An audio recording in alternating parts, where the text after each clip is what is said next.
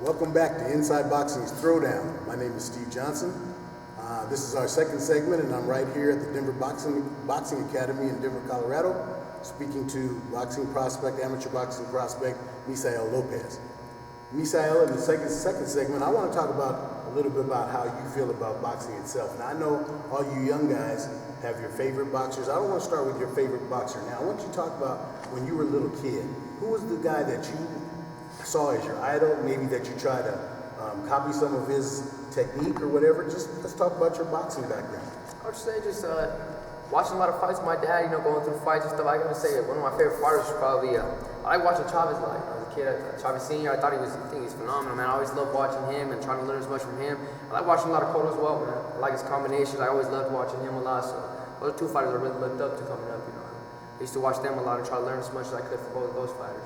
Well, if you say Cotto and you say Chavez Senior, that automatically lets me know if you say you copied some of their things, then you understand the value of good, solid body work. Oh yeah. But talk about your body work. That's always the key thing in our trainings, man. Thankfully I've had a few stoppages I've stopped a few guys in my amateur career, body shots. It's something that my coach likes to really line on. He really likes to push on that, and we work a lot on body, man. It's something I love to throw, something I love to work on. Good. Okay, now that's back in when you were younger. As you've gotten older, has it changed? Not the side of the body work. You've already let that know that you think that's valuable. What about who's some of your idols now in the pro game? Oh, definitely, man. I think hands down, my favorite fighter now is probably Terrence Crawford, man. I think he's I look up to him a lot. I think he just knows how to adjust so well in the ring. I mean, you watched him switch stands and stop Urias Gamboa.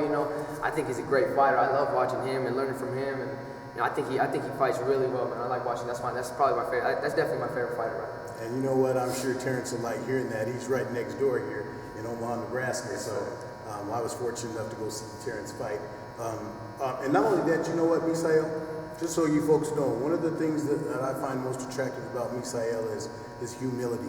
I think that comes through in this interview right here. You see, he's not bragging on himself, and he's not putting on an act. This is the way this kid is. Okay, and that's one of the things about Terrence Crawford. Confident, but not none of this braggadocious stuff where, belittling opponents and that. Okay, so now Terrence Crawford, okay, but other than Terrence Crawford, there has to be somebody else. Come on now. Let's see, who else do I like watching? Who do you like when you're watching TV? If somebody says this guy is fighting, who is the guy that you really want to sit down and watch? Let's see, I don't miss a Canelo fight, man. Okay. I don't miss a Canelo fight.